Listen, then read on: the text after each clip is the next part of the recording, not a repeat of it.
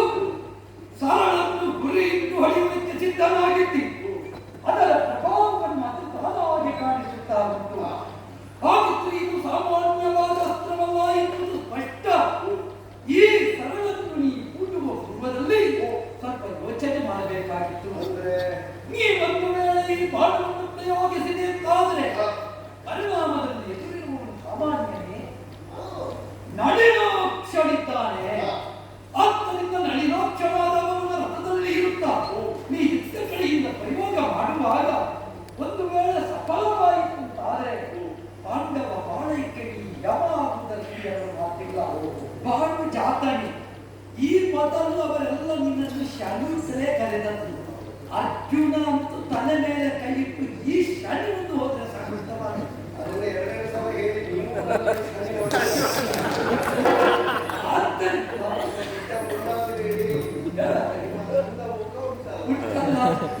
ಆದ್ದರಿಂದಲೇ ಈ ಮುಖ ಇಟ್ಟುದರಿಂದಲೇ ನಿನಗೆ ಇವತ್ತು ಸುಖ ಆದದ್ದು. ಇಲ್ಲದೆ ಇದ್ರೆ ನಿನ್ನೆ ನಕುಲನ ಕೈಯಲ್ಲಿ ನೀವು ಸೋಲುಂಟವ ನೀವು. ಆದ್ದರಿಂದ ಇವತ್ತು ನಿನ್ನ ಸುಖವನ್ನು ಕಾಣುವ ನಾನು ಹೇಳುವ ಮಾತನ್ನು ನೀ ಕೇಳ್ತಿ ಎನ್ನುವ ವಿಶ್ವಾಸದಿಂದ ಹೇಳ್ತಾ ಇದ್ದೇನೆ. ನೀನು ಅವನಿಗೆ ಗುರಿ ಇಟ್ಟು ಹೊಡೆಯುವಾಗ ನಡಿನಾಕ್ಷನಾದ ನಾವು ಯಾವ ಕಾಲಕ್ಕೂ ಇದನ್ನು ಫಲಿಸುವುದಕ್ಕೆ ಬಿಡುವುದಿಲ್ಲ. ಫಲಿಸದಂತೆ ಮಾಡಬೇಕು ಇದ್ರೆ ನೀ ಗುರಿ ಬದಲಿಸಿ. ಫಲಿಸಬೇಕು ಅಂತಾದ್ರೆ ನಾವು ಗುರಿ ಬದಲಿಸಬೇಕು. ಹೀಗೆ ಗುರಿ ಹಿಡಿದು ಹೊಡೆದ್ರೆ ಫಲಿಸುವುದಕ್ಕೆ ಬಿಡುವುದಿಲ್ಲ. ಈಗ ನಾವು ಎಲ್ಲಿಗೆ ಗುರಿ ಬದಲಾಯಿಸಬೇಕು?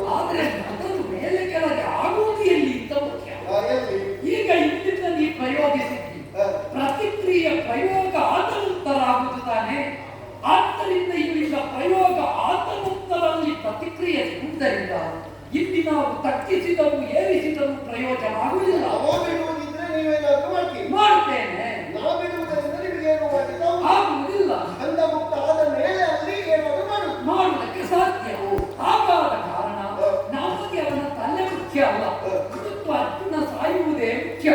ಕರ್ಣಂ ಹತಂ ಧನಂಜಯಂ ಇಲ್ಲ ಧನಂಜಯಂ ಹತಂ ಕರ್ಣ.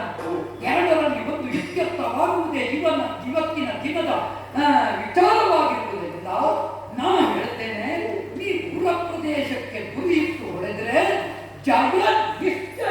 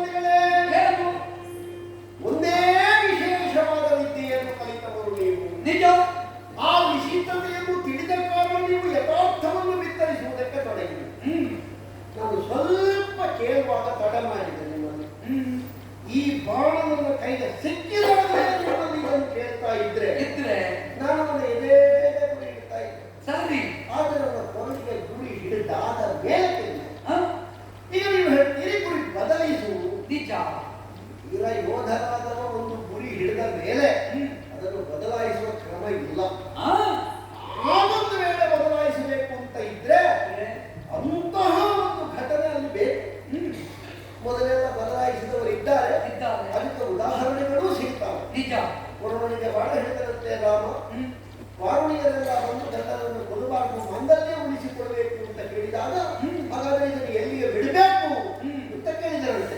ಬದಲಾಯಿಸಿದ್ದಲ್ಲ, ಜಾಗ ಬೇರೆ ನೋಡಿದ್ದಕ್ಕೆ. ಕೆಲವು ಸಲ ಕೆಲವು ಪ್ರಕರಣದಲ್ಲಿ ವಿಶೇಷವಾದಂತಹ ವಿದ್ಯಮಾನ ಸಂಘಟಿಸಿದ್ದಾರೆ. ಇಲ್ಲಿ ನೀವು ಹೇಳುವುದು ರಥಿಕರನ್ನು ಉಳಿಸುವುದಕ್ಕೆ ಸಾರಥಿಯಾದವ ರಥವನ್ನು ಮೇಲೆ ಕೆಳಗೆ ಮಾಡ್ತಾರೆ. ಇದು ದುರ್ಭಾಗ್ಯವನ್ನವರ ಪ್ರಸಾದ. ಕಾಲದಿಂದ ಈ ಬಾಣವನ್ನು ನಾನು ಪೂಜೆ ಮಾಡ್ತಾ ಬಂದವ. ಇದಕ್ಕೆ ಏನೆಲ್ಲ ಬಲಿಕೊಟ್ಟಿದ್ದೇನೆ, ಇದಕ್ಕೆ ಎಷ್ಟೆಲ್ಲ ಪೂಜೆ ಮಾಡಿದ್ದೇನೆ, ನನಗೂ ಅದಕ್ಕೂ ಮಾತ್ರ ಗೊತ್ತು. ಆದ್ದರಿಂದ ಇಂತಹ ಒಂದು ವಿಶೇಷವನ್ನು ನಾನು ಗುರಿ ಹಿಡಿದಿದ್ದೇನೆ. ಇದನ್ನು ಬದಲಾಯಿಸುವುದು ನನ್ನ ಮನಸ್ಸಿಗೂ ಸಮಂಜಸ ಇಲ್ಲ. ಮತ್ತೊಂದು ಸ್ವಾಮಿ, ನೀವು ಕ್ಷತ್ರಿಯರು, ಈ ನಾರ ಅಂತ ಹೇಳಿದ್ರೆ ಯೋಧನಾದವರಿಗೆ ನಾರಿ ಅಂತ ಲೆಕ್ಕ. ಇದರಲ್ಲಿ ಬಾಣಾನುಸಂಧಾನ ಮಾಡುವುದು ಅಂತ ಹೇಳಿದ್ರೆ ಕೈ ಹಿಡಿದ ಹೆಂಡತಿಗೆ ಗರ್ಭಾಧಾನ ಮಾಡುವುದು ಅಂತ ಲೆಕ್ಕ.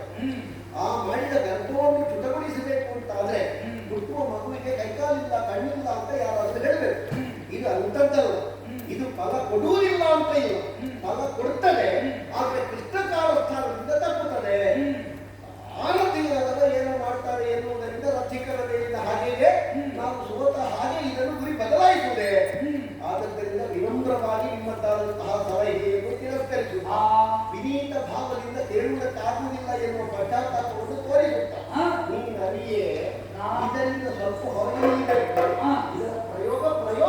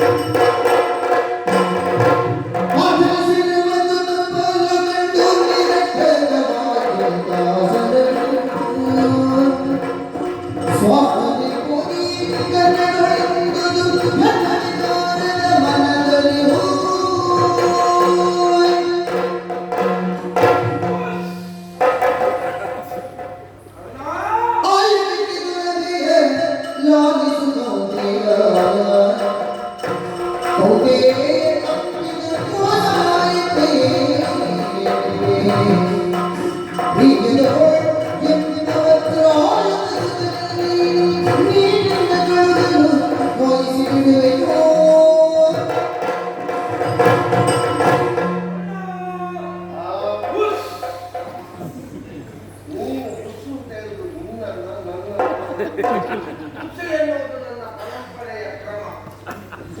ನಿಮಗೆ ಬಾಯಿ ತುಂಬಾದ ಆ ಶಬ್ದ ಬಿಡದೆ ಆ ಅಕ್ಷರ ಬರುತ್ತಿದೆ. ಹೌದು, ಏನು ಒಟ್ಟೆ ನಿನ್ನನ್ನು ನಾನು ಬುಸ್ ಅಂತ ಹೇಳಿದ್ದು ಅಂತ.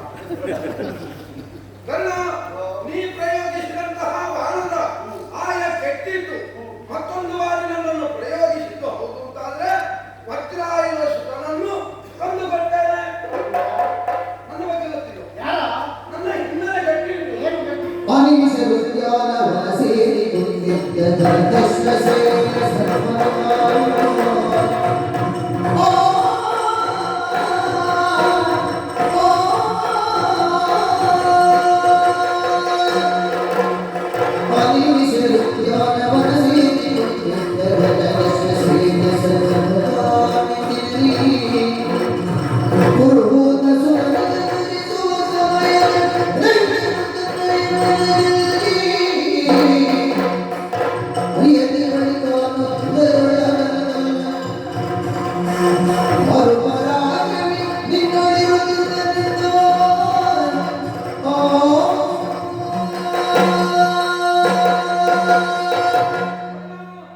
ನಾನ್ಯಾರು ಅಂತ ಕೇಳಿದ್ರೆ ನಿನಗೆ ಅರ್ಥ ಆಗಿಕ್ಕಿಲ್ಲ.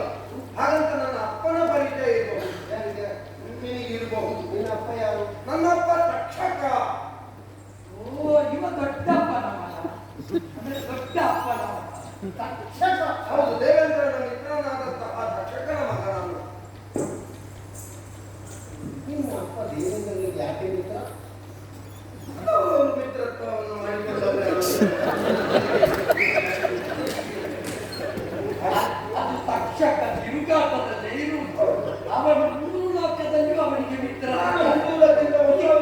ಈಗ ಅವನಿಗೆ ಹೇಗೆ ಮಿತ್ರ ಅಂತ ಇವನ ಮುಖ ನೋಡುವಾಗ ಗೊತ್ತಾಗುತ್ತದೆ.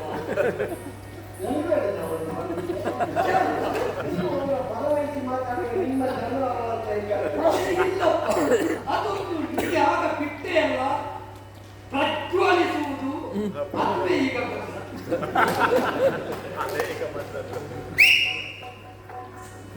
ಇವತ್ತು ನೋಡಿದ್ರೆ ನನಗೆ ಸಣ್ಣ ಚಿನ್ನದಲ್ಲಿ ದೊಡ್ಡ ಹೆಬ್ಬ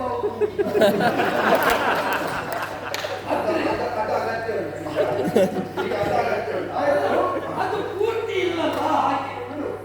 ಈಗ ಯಾವ ತಕ್ಷಕಿಯ ಮಗ ಅವಳು ಎಷ್ಟೇ ಹೆಂಡತಿ ಅಂತ ಗೊತ್ತಿಲ್ಲ. ಯಾಕಂದ್ರೆ ನಾನು ಹುಟ್ಟುವುದಕ್ಕಿಂತ ಮೊದಲೇ ಅಪ್ಪನಿಗೆ ತುಂಬಾ ಅವುಗಳಾದಂತ ನಮ್ಮಲ್ಲಿ ಎಷ್ಟು ಮದುವೆ ಆದ್ರೆ ನಾನು ಕೇಳಿದ್ದೀನಿ. ಮುಂದೆ ನನ್ನ ಅಮ್ಮನಿಗೆ ಅನಾರೋಗ್ಯ ಅವರಿಗೆ ಸ್ವಲ್ಪ ಶ್ವಾಸಕೋಶದ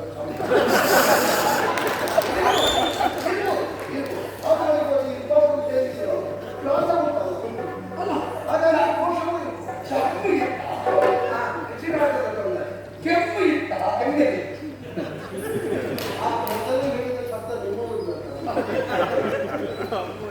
ನಾವು ಸ್ವಲ್ಪ ದೂರ ನಿಲ್ಬೇಕಾಗ್ತದೆ. ಆಯ್ತಾ? ಅಮ್ಮನ ಅನಾರೋಗ್ಯವನ್ನು ದೂರೀಕರಿಸುವುದಕ್ಕೆ ನಾವೆಲ್ಲಿಗೆ ಹೋಗೋಣ ಎನ್ನುವ ಹಾಗೆ ಆಲೋಚಿಸಿದಾಗ ಕಾಂಡವನದಲ್ಲಿ ಹಲವಾರು ಗಿಡಮೂಲಿಕೆಗಳು, ಅದರಲ್ಲಿರುವಂತಹ ಗಾಳಿಯನ್ನು ಹಾವುಗಳಾದಂತಹ ನಾವು ಆಹಾರವೇ ಗಾಳಿ, ಯಾವುದೇ ಔಷಧವನ್ನು ನಾವು ತಗೊಳ್ಳುವುದು ಗಾಳಿಯಲ್ಲಿ. ಆಯ್ತಾ? ಅಮ್ಮನ ಮುಂದೆ ಗಾಳಿ ತಿನ್ನುವುದರಿಂದ ಹಾವುಗಳಿಗೆ ಒಂದು ಹೆಸರು ಉಂಟಲ್ಲ, ಅದೇ ನನಗೂ ಈಗ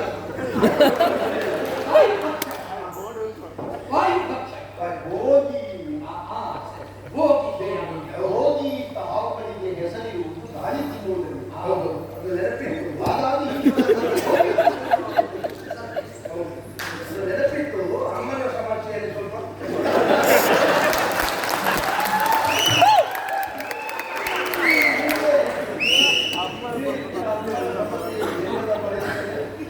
ಒಮ್ಮೆ ಅಪ್ಪನಂತೆ ಬಂತು.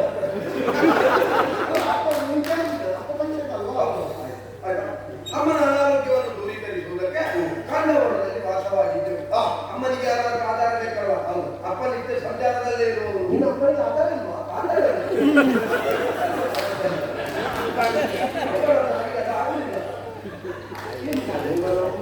ಆಧಾರ ಇಲ್ಲ ಅಂದ್ರೆ ಇನ್ನೇನ್ ಮಾಡುವ? ಯಾರಿಗೆ? ಅಲ್ಲಿರುವಾಗ ಅಗ್ನಿಗೆ ಅದಿಲ್ಲ. ನಿಮ್ಮ ಕಥೆ ಅಲ್ಲಿ ಬದಿಯಲ್ಲಿ ನಮ್ಮದಲ್ಲಿ ನಿನ್ನ ಅಮ್ಮನಿಗೆ ಶ್ವಾಸಕೋಶಕ್ಕೆ ತೊಂದರೆ. ಅದರಿಂದ ನಾವಲ್ಲಿ ಔಷಧಿಯ ಗಿಡ ಅಗ್ನಿಗೂ ಆಗಿಲ್ಲ, ಅವನಿಗೂ ಸೊಕ್ಕಿಲ್ಲ. ಹೌದು, ಅವನಿಗೆ ಅಂದ್ರೆ ನಿರಂತರ ಯಜ್ಞದ ಹವಿಸ್ಸನ್ನು ಗುಂಜಿಸಿದ ಕಾರಣ ಅವನಿಗೂ ಅಗ್ನಿ. ಅದಕ್ಕೆ ಪರಿಹಾರವನ್ನು ದೇವಬೇಷದಲ್ಲಿ ಕೇಳಿದ್ರು. ಇಲ್ಲ ಅಭಿವೃದ್ಧಿ ಜನ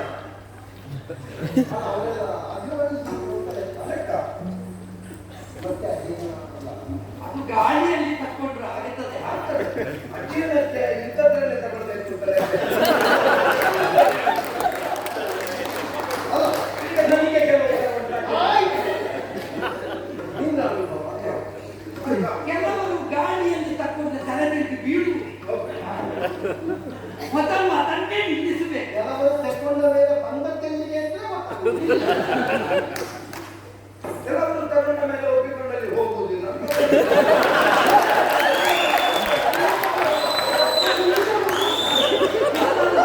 ಅದು ಅನುಭವದ ಮಾತು. ಅಗ್ನಿಗೆ ಅಜ್ಜಿನ ಬಂತು ಪರಿಹಾರಕ್ಕೆ ಕಾಂಡವನದಲ್ಲಿರುವಂತಹ ಸಕಲ ಗಿಡಮೂಲಿಕೆಗಳನ್ನು ಭಕ್ಷಿಸಿದ ಅಂತಾದ್ರೆ ಅವನ ಅಜೀರ್ಣ ರೋಗ ವಾಸಿಯಾಗ್ತದೆ ಎನ್ನುವ ಹಾಗೆ ದೇವರು ವಹಿಸಿದರ ನಿರ್ದೇಶ. ತಿಂದು ಬಂದ ಅಜೀರ್ಣಕ್ಕೆ ಮತ್ತೆ ತಿಂದು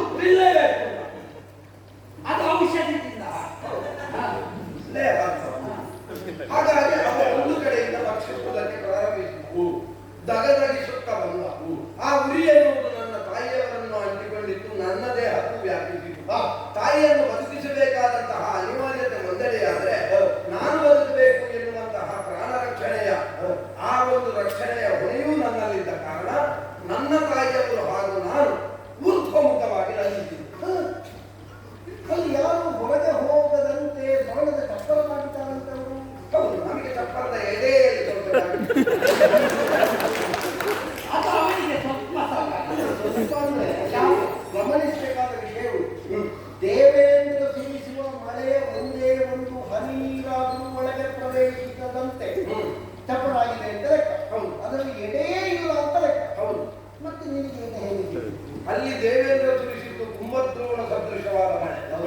ಅಂದ್ರೆ ಅದು ಅಷ್ಟು ಆನೆಯ ಸುಳಿಗಿಂತಲೂ ಬೃಹದಾಕಾರದಲ್ಲಿ ಆಕಾರದಲ್ಲಿ ಬರುವ ಮಳೆಯಾದ್ರೂ ಒಂದು ತುಣುಕಾದ್ರೂ ನೀರು ಒಳಗೆ ಹೋಗದ ಹಾಗೆ. ಹೌದು, ನಾವು ತಕ್ಷಕನ ಮಗಲ್ವ, ಒಂದು ಸೂಕ್ಷ್ಮ ರೂಪದಿಂದ ನಮ್ಮ ದೇಹವನ್ನು ಕುಗ್ಗಿಸಿಯೋ ಹಿಗ್ಗಿಸಿಯೋ ಹೇಗೂ ಬದುಕಬೇಕು ಎನ್ನುವಂತಹ ಹೊತ್ತಿನಲ್ಲಿ ಸತ್ಯ ಇರಬೇಕು. ಬದುಕಬೇಕು ಎನ್ನುವುದಕ್ಕಾಗಿಯೇ ನೀನು ಹೊರಗೆ ಆಡಿದ ಅಲ್ಲ, ತಾಯಿಯವರನ್ನು ಬದುಕಿಸ ಅಲ್ಲ, ಜೀವ ರಕ್ಷಣೆಗಾಗಿಯೇ ಹೊರಗೆ ಹೋದ. ಹೌದು, ಈಗ ನಾವು ಸುದ್ದಿ ಕೇಳಿದ್ದೇವೆ. ಅದೇ ಕಾಂಡವನದಲ್ಲಿ ಇದ್ದಂತಹ ಎರಡು ಕುಟುಂಬಗಳು, ಒಂದು ಭಯಾಸುರನ ಕುಟುಂಬ, ಇನ್ನೊಂದು ಬಂದಪಾಲ ಋಷಿಯ ಕುಟುಂಬ. ಹೌದು, ಅರ್ಜುನನಿಗೆ ಶರಣು ಬಂದಾಗ ಅವರಿಗೆ ಕಾದಿದ್ದಾನೆ ಅಂತ ಸುದ್ದಿ. ನೀವು ಅವರ ಕಾಲಿಗೆ ಬೀಳ್ಬೋದಿತ್ತಲ್ಲ, ಯಾಕೆ ಬೀಳ್ಬೇಕು? ಅವುಗಳಾದಂತಹ ನಾವು ಸ್ವಾಭಿಮಾನಿಗಳು. ನಮ್ಮ ತಂದೆಗೆ ಯಾರಾದ್ರೂ ಬಂದ್ರೆ ಬೀಳುವುದಿಲ್ಲ, ನೀವೇ ಕೊಡ್ತೀವಿ. ಅದು ಒಳ್ಳೆದಾಗ್ತದೆ. ಇನ್ನೊಬ್ಬರ ಕಾಲಿಗೆ ಬೀಳುವುದಿಲ್ಲ. ನೀವು ಸ್ವಾಭಿಮಾನಿಗಳು, ನೀವು ಯಾರಲ್ಲಿಯೂ ಅದರೆಲ್ಲ ಹಂಗಿಗೊಳಗಾಗುವರಲ್ಲ. ಮುಂದೆ ಆಯ್ತಾ ಕೇಳಿ. ಕೃಷ್ಣ ನೋಡಿದ, ಅರ್ಜುನನಿಗೆ ಕಲ್ಪನೆ ಮಾಡಿದ, ಬಾಣ ಪ್ರಯೋಗಿಸಿದ. ನನ್ನ ತಾಯಿಯವರು ನನ್ನ ದೇಹದ ಅರ್ಥವಾಗಿ ಅಗ್ನಿಗೆ ಆಹುತಿಯಾಯಿತು. ನಿನ್ನ ದೇಹದಲ್ಲಿ ಒಂದು ಬಿಟ್ಟು ಹೋಗಿದ ಅರ್ಥ ಇದು ಪೂರ್ತಿ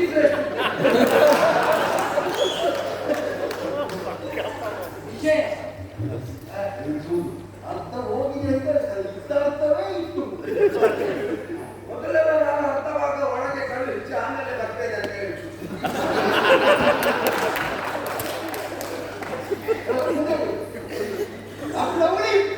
ಅರ್ಥ ಹೋಯ್ ಅದರ ಜೊತೆಯಲ್ಲಿ ಅಮ್ಮನೂ ಹೋದು. ಒಂದೆಡೆಗೆ ಹೋಗಬೇಡ, ಹೋಗಬೇಡ. ಅಮ್ಮನನ್ನು ನೆನೆಸುವಾಗ ಎಂತಹ ಮಗನಿಗಾದರೂ ನಾವು ಆಗಲೇಬೇಕಂದ್ರೆ ತಾಯಿಯನ್ನು ಕೊಂದ ಎನ್ನುವಂತಹ ದ್ವೇಷ ಆಗಲಿ ನನ್ನ ಎದೆಯನ್ನು ಸುಡುವುದಕ್ಕೆ ಪ್ರಾರಂಭಿಸಿತು. ಅರ್ಜುನನನ್ನು ಕೊಲ್ಲಬೇಕು ಎನ್ನುವ ಹಾಗೆ ಹಬ್ಬ ಹಬ್ಬಿಸಿದೆ. ಹಾವುಗಳಾದಂತಹ ನಮಗೆ ಹೆಡೆ ಎತ್ತಿ ಮತ್ತೊಬ್ಬರನ್ನು ಕಚ್ಚಿಕೊಳ್ಳುವುದಕ್ಕೆ ಸಾಧ್ಯ, ವಿಷಪೂರಿತವಾದಂತಹ ಅಲ್ಲಿರುವ ಕಾರಣ. ಆದರೆ ಹೆಡೆ ಎತ್ತಬೇಕಾದರೆ ಆಧಾರ ಬಾಲದ ತುದಿ ಇಲ್ಲ, ಹೆಡೆ ತುದಿ. ನಿನ್ನ ಅಪ್ಪನಲ್ಲಿ ಹೇಗಿತ್ತು? ನಿನ್ನ ಅಪ್ಪ ತಕ್ಷಕ ಅಲ್ವಾ, ಇಂದ್ರನಿಗೆ ಮಿತ್ರ ಅಲ್ವಾ? ಅವನದೇ ಹೇಗಿತ್ತು. ಇಂದ್ರ ಅಮ್ಮ ಸತ್ಯ ಉಂಟ. ಹೌದು, ಅವ ಅರ್ಜುನ ದೇವೇಂದ್ರನ ಮಗ ಅಲ್ವಾ? ಹೌದು. ಈಗ ಮಗ ಮುಖ್ಯವಾದ ಮಿತ್ರ ಮುಖ್ಯವಾದ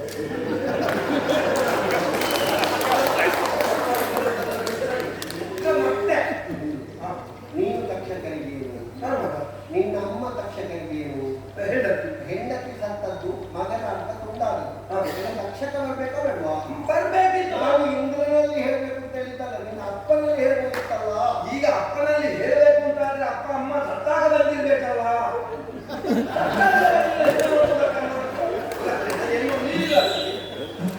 ಮತ್ತೆ ಇಂಥದಕ್ಕೆ ನೀವು ಹೋದಲ್ಲೆಲ್ಲ ನಿಮ್ಮ ಅಪ್ಪನ ವಿಳಾಸ ಬಿಡು.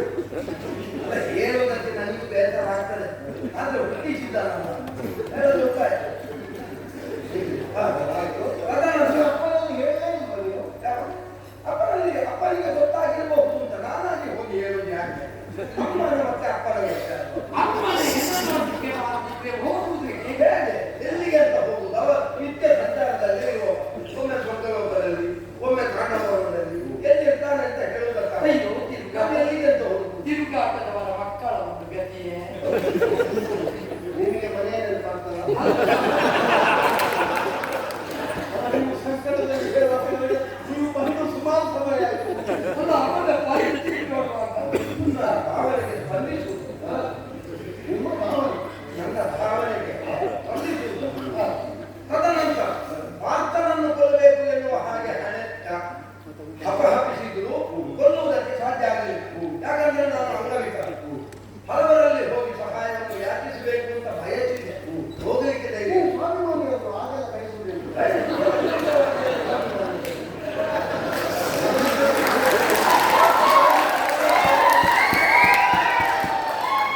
ಅವನ ಸರಿ ಉಂಟು. ನನ್ನಲ್ಲಿ ದೊಡ್ಡ ಪ್ರಮಾಣದ ಸಾಮರ್ಥ್ಯ ಉಂಟು ಅಂತಾದ್ರೆ ಮತ್ತೊಬ್ಬರಲ್ಲಿ ನಾನು ಗಟ್ಟಿ ಇಷ್ಟೊತ್ತಿಗೆ ಬರ್ತಾಗ್ತಿತ್ತು, ಬಂದಾಗುತ್ತಿತ್ತು. ಅವನಿಗೆ ಸ್ವಾಭಿಮಾನ ಉಂಟು. ಆಯ್ತಾ? ನಮ್ಮಲ್ಲಿ ಸೌಖ್ಯ ಇರಲಿಲ್ಲ. ಹೌದು. ಆದರೂ ಸ್ವಾಭಿಮಾನ ಇತ್ತ. ನೀನು ಅಮ್ಮನಿಗೆ ಶ್ವಾಸಕೋಶದ ತೊಂದರೆ ಇತ್ತು, ಆಗ ಸ್ವಾಭಿಮಾನ ಇತ್ತ. ಅದು ಒಂದು ವಿಷಯವೇ ಬೇರೆ. ನಮ್ದಿಗದು ವಿಷಯ ಹೇಳಿ. ತದನಂತರ ಪಾರ್ಥನ ವಿರೋಧಿಗಳು ಯಾರು ಅಂತ ಅವಲೋಕನ ಮಾಡಿದ್ರು. ನೀವು ತುಂಬಾ ಮಾತಾಡಿಸಬೇಡ, ಇವತ್ತು ಸಮಯಕ್ಕೆ ಮುಗಿಬೇಕು. ಅಂದ್ರೆ ಸೂರ್ಯಾಸ್ತದ ಒಳಗೆ ನನಗೂ ಇವತ್ತು ಸಾಯಂಕಾಲದೊಳಗೆ ಇದನ್ನು ಮುಗಿಸ್ಬೇಕು. ಹಾಗೆ ಮಾತಾಡಿದ್ರು. ತೀರ್ಮಾನವನ್ನು ಮಾಡಿ ಹುಡುಕಿದೆ ಅಂತ ಆದ್ರೆ ಪಾರ್ಥದ್ವೇಷಗಳಿಗೆ ಯಾರೂ ಸಿಗಲಿಲ್ಲ. ಆದ್ರೆ ಒಬ್ಬರನ್ನು ನಾನು ಆಯ್ಕೆ ಮಾಡಿಕೊಂಡೆ. ಅದು ರಾಜಕೀಯನಾದಂತಹ ಕಾರಣ. ಸ್ವಾಭಿಮಾನಿ ಅಲ್ವ ಮಾರಾಯ? ಅದೆಲ್ಲ ಅಂದು ನೀವು ನನಗೆ ಸಂತೋಷ ಆದದ್ದು ಏನು? ಒಂದು ರೀತಿಯಲ್ಲಿ ನಮಗೆ ಹೊಂದಾಣಿಕೆ ಉಂಟು. ಎಂತದು? ನನಗೆ ಅಮ್ಮ ಇಲ್ಲ, ನಿನ್ನ ಅಮ್ಮನೂ ಇಲ್ಲ. ಯಾರು? ರಾಧಮ್ಮ ಇದ್ದಾರೆ. ಹೌದು, ನಮ್ಮ ಸಾಕಿದವರು. ಹೌದು. ಜನ್ಮಕ್ಕೆ ಕಾರಣ ನನ್ನ ಜನ್ಮಕ್ಕೆ ಕಾರಣವಾದರೂ ಯಾರು ಅಂತಲೇ ಗೊತ್ತಿಲ್ಲ ನನಗೆ. ನೀನು ಹಂಗಾಗಿ ಒಂದು ವೇಳೆ ನನಗೆ ಗೊತ್ತಾಗಲಿ ಅದರಿಂದ ಸರಿ, ಅದು ಒಂದು ನನ್ನ ಬಿಟ್ಟು. ನೀನು ಅಂಗರಾಜ, ನಾನು ಸರ್ಪರಾಜ ಆಗುವವ. ಹೊಂದಾಣಿಕೆ ಇಲ್ಲ. ಅಂಗವಿಕಲ ನೀನು, ನಾನು ಅಂಗವಿಕಲ ಅಲ್ಲ. ಹೊಂದಾಣಿಕೆ ಉಂಟು. ಇಲ್ಲ, ಹೊಂದಾಣಿಕೆ ಇಲ್ಲ. ಅಂಗ ಉಂಟು. ನೀನು ಅಂಗವಿಕಲ. ನಿನ್ನದು ಅಂಗ, ನನ್ನದು ವಿಚಾರ. ಇಲ್ಲ, ಇಲ್ಲ. ನಾನು ರಾಜಕೀಯದ ಅಧಿಕಾರಿ. ನೀನು ವಿಕಲಾಂಗ. ಹೌದು, ಇಂಗ ಒಪ್ಪಿದ್ರೆ ಸಾಕಾಗುದಿಲ್ಲ. ಅಂಗ ಬರ್ತದೆ. ಇಲ್ಲ, ಅಂಗ ಬಂದ್ರೆ ಆಗುದಿಲ್ಲ. ಅದ್ವೇಷದ ಸಂಬಂಧ. ಹೌದು, ಇನ್ನೊಂದು ಪಾತ್ರ ದ್ವೇಷ. ನನಗೆ ಎಷ್ಟುಂಟು, ನಿನಗೆ ಅಷ್ಟಿದೆ. ಇಟ್ಟು ನನಗೆ ಕಾರಣ ಬೇರೆ, ನಿನಗೆ ಕಾರಣ ಬೇರೆ. ನನ್ನ ಅಮ್ಮನನ್ನು ಕೊಲ್ಲಿಲ್ಲ, ಆದರೆ ಅಮ್ಮನಿಂದ ಬಂದ ದ್ವೇಷ. ಹೌದು, ಹಾಗಂತ ಪಾತ್ರದ ದ್ವೇಷ ಉಂಟಲ್ಲ, ನನಗೂ ಒಬ್ಬ ಮಿತ್ರ ಆಗುವುದಿದ್ರೆ ಯಾರು? ಶತ್ರುವಿನ ಶತ್ರುವೇ ನನಗೆ ಮಿತ್ರ ಎನ್ನುವ ಹಾಗೆವಿದೆ. ನಿನ್ನ ಮೂಡಿಗೆಯನ್ನು ಬಂದು ಸೇರಿಕೊಂಡಿದ್ದಾರೆ. ಈಗ ನೀನು ಪ್ರಯೋಗಿಸಿದಾಗ ಆ ಬಾಣದಲ್ಲಿ ಆವಾಹನೆ ಬಂದೆ. ಒಂದು ಸ್ವಲ್ಪ ಮೇಲೆ ಕಚ್ಚಬೇಕು ಅಂತ ಭಾವಿಸಿದ್ದು, ಏನ್ ಮಾಡುದು? ಕಿರಿ ಕಚ್ಚಿ ಎರಡು ಹಲ್ಲು ಅದಕ್ಕೆ ಆಲೋಚನೆ ಮಾಡಿದ್ರೆ ಮತ್ತೊಬ್ಬ ಕುತ್ತಿಗೆ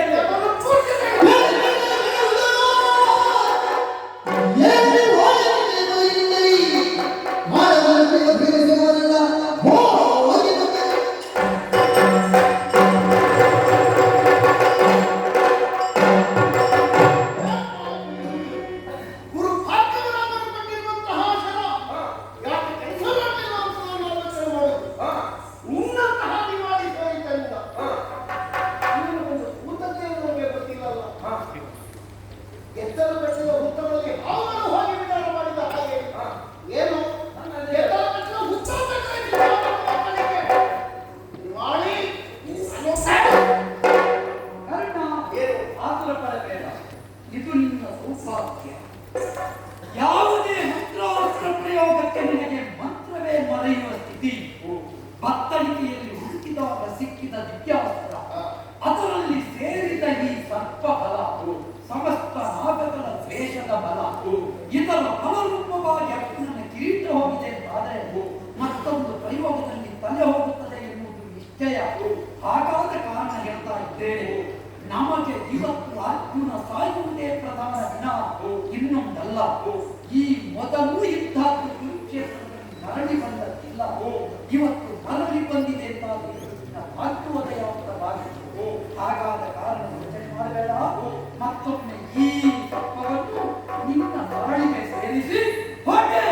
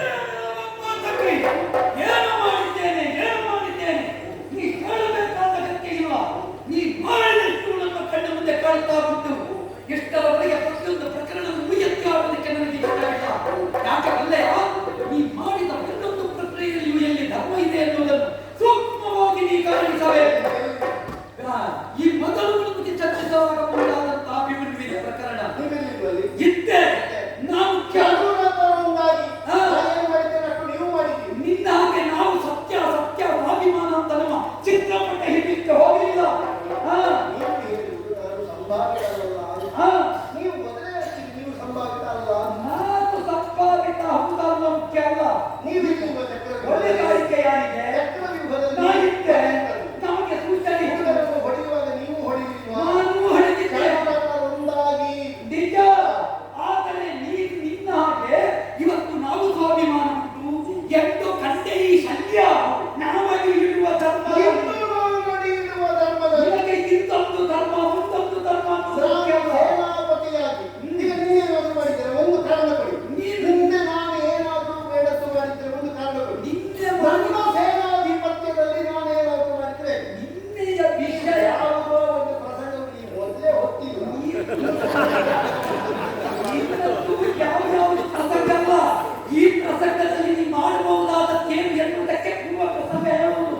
ನೀ ಮಾಡಿದ ಈಗ ನಿಮ್ಮ ಸಾರಥ್ಯದಲ್ಲಿ ಪೂರ್ಣ ಪ್ರಮಾಣದ ಗೆಲುವನ್ನು ಇವತ್ತು ಕತ್ತಲೆಯೊಳಗೆ ನಾನು ತಂದುಕೊಡ್ತೇನೆ. ಸಾಧ್ಯವೇ ಇಲ್ಲ. ನಿಮಗೆ ಅವಸರ. ವಿಶ್ವಾಸ ನನಗೆ ಬೇಕಾದ್ದು ನಿನಗಲ್ಲ. ನಾನು ಗೆದ್ದುದರಿಂದ ನಿನಗೆ ಗೆಲುವು. ನನ್ನ ಸೂಚನೆಯಂತೆ ನಿನಗೆ ಗೆಲುವು. ನಿನ್ನ ಸ್ವಂತಿಕೆಯಿಂದ ಗೆಲುವಾಗುತ್ತದೆ ಅಂತಾದರೆ ನಿನ್ನೆ ಆಗಬೇಕಾಗಿತ್ತು. ನನ್ನ ಸ್ವಂತಿಕೆಯಿಂದ ಗೆಲುವಾಗುವುದು. ಹಾ. ನನಗೆ ಪರಿಕರಗಳು ಹೀಗೆ ಒದಗಬೇಕು ಅಂತ ನಾನು ಗೌರವದಲ್ಲಿ ಹೇಳಿದ್ದೆ. ಹಾ. ಇಂತಹ ಸಾರಥಿ, ಇಂತಹ ರಥ, ಹಾ. ಇಂತಹ ಆಯುಧ, ಹಾ. ಇಂಥ ಬಂಡಿಯಲ್ಲಿ ನನಗೆ ಬರಬೇಕು. ಹಾ. ಅವ ಬೇಕಾದಂತಹ ತೂಣಿನವನ್ನು ಕಟ್ಟಿಕೊಂಡಿದ್ದಾನೆ. ಹಾ. ಅವರದ್ದು ಬರ್ತದೆ ಇರುವ ಬತ್ತಳಿಗೆ. ಹಾ. ಆದ್ದರಿಂದ 800 ಬಂಡಿಯಲ್ಲಿ ನಮ್ಮಲ್ಲಿ ಸಿದ್ಧವಾಗಿ ಉಂಟು. ಹಾ. ಅದರಿಂದ ನಾನು ಗೌರವವನ್ನು ಕೇಳಿ ಹಾ. ಯಾಕೆ ಯಾಕೆ? ಇವತ್ತು ಅವರಿಗೆ ಸರಿಪೂಜ್ಯವಾಗಿ ಹೋರಾಟ ಮಾಡಬೇಕು ಅಂತ. ಹಾ. ಅದರಲ್ಲಿ ನೀವು ಒಂದು ಹಾ? ಏನಂತೆ? ನೀವು ಒಂದು ಅಂತ. ಒಂದು ಇರುವುದರಿಂದಲೇ ಇಂದು ನೀನು ಗೆಲ್ಲುವುದಕ್ಕೆ ಕಾರಣ ಆಗುವುದು. ಆದ್ದರಿಂದ ಒಂದಾದ ನಾನು ಉಂಟಲ್ಲ ನಾವು ನೀವು ಒಂದು ಇರುವುದರಿಂದ ನಾವು ಗೆಲ್ತೇವೆ ಅಂತ ವಿಶ್ವಾಸ ಉಂಟಲ್ಲ. ಉಂಟು. ಹಾಗಾದ್ರೆ ನೀವು ಮಾತಾಡಿ. ನನ್ನ ವಿಶ್ವಾಸಕ್ಕೆ ಕೊಂಡಿದ್ದೆ. ಹಾಗಾದ ಕಾರಣ ಹೇಳ್ತೇನೆ, ಇವತ್ತು ಒಮ್ಮೆ ಬಂದ ಸರಳನ್ನು ಮತ್ತೆ ಬಿಡುವುದಿಲ್ಲ ಅನ್ನುವುದಕ್ಕೆ ಏನು ನಿನಗೆ ಸಮಸ್ಯೆ ಬೇಕಾದ ಮಾತಿಗಿತ್ತೆನು ಭಾಷೆಯಿನು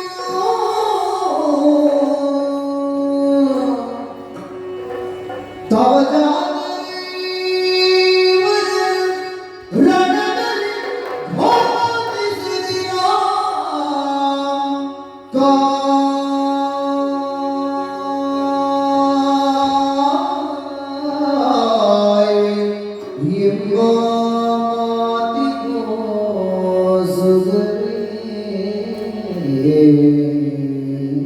ಮೋದಗಿದ್ದೆನು ಭಾಷೆಯನು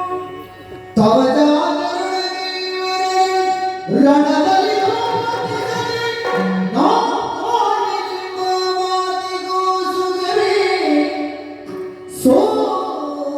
ಸೋತವನು ತಾನೀಗ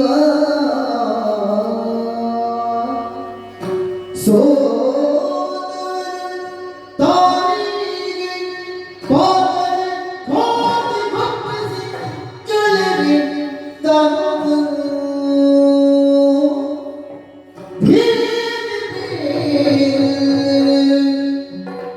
ಎಲ್ಲ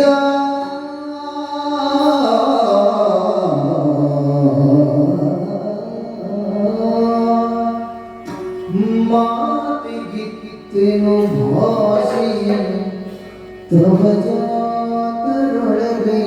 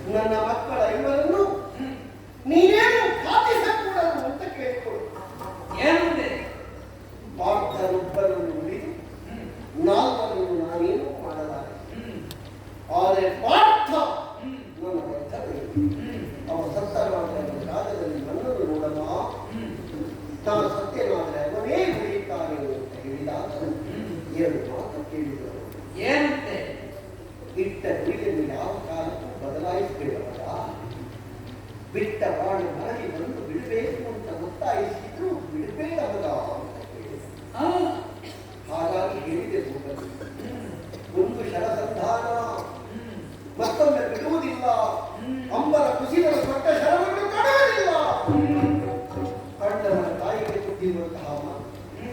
ಆ ಮಾತಿನಲ್ಲಿ ಕಣ್ಣ ಸಾಯ್ತಾನೆ ಅಂತ ಇದ್ರೆ ನೀನ್ ಯಾಕೆ ಮತ್ತು ತಪ್ಪಿದವನಾಗ್ತೀಯ?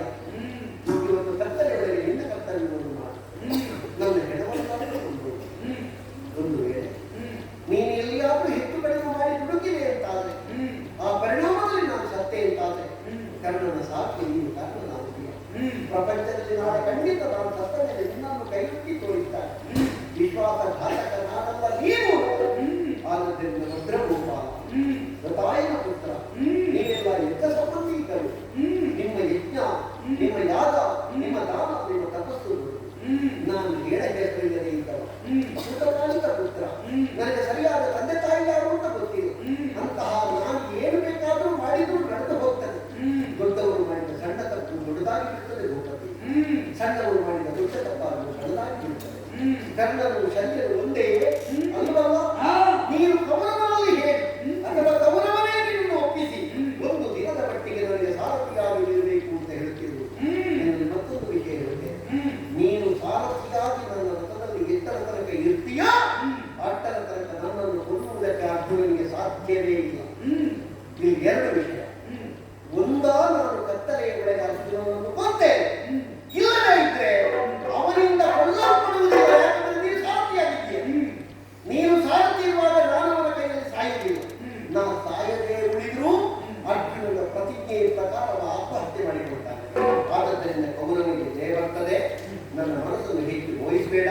ಇದಕ್ಕಿಂತ ಹೆಚ್ಚು ಮಾತಾಡುವುದಕ್ಕೆ ನನಗೆ ಇಲ್ಲಿ ಸಾಧ್ಯ ಆಗ್ತಾ ಇಲ್ಲ. ಆದ್ದರಿಂದ ಮುಂಬರಿಸು ಸಾಧ್ಯ. ಇದನ್ನು ನಾನು ನಂಬಬೇಕೆ?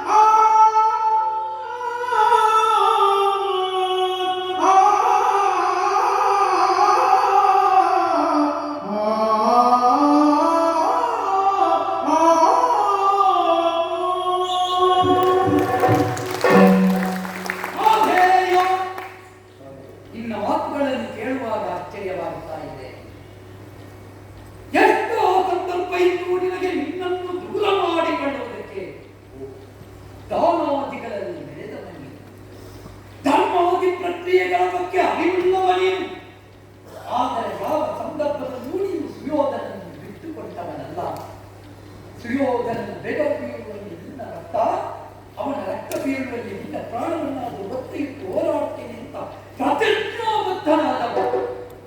ನಾವಿತ್ತು ಸುಯೋಧನ ನಿನ್ನನ್ನು ಬಿಟ್ಟರೆ ಅನ್ಯರ